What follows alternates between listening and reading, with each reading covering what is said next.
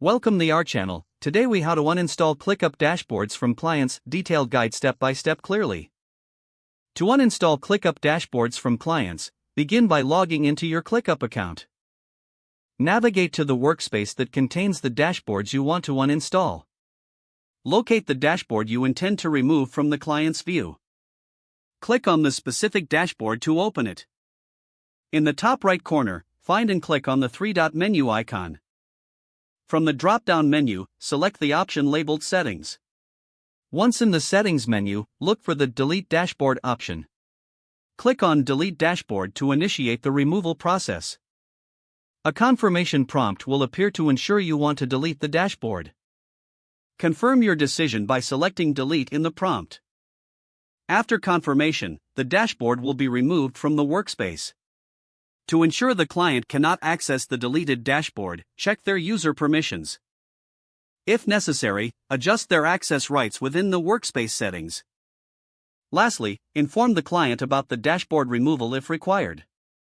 This completes the uninstallation process of ClickUp dashboards from clients.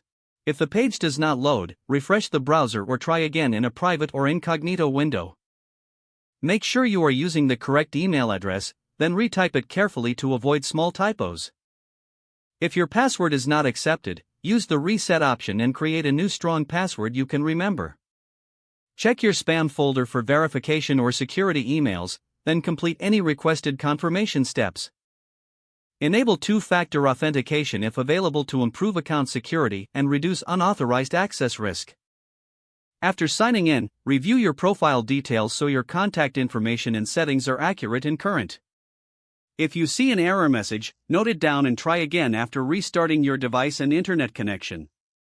Log out when you finish, especially on shared devices, to keep your account and payment information secure. If the page does not load, refresh the browser or try again in a private or incognito window.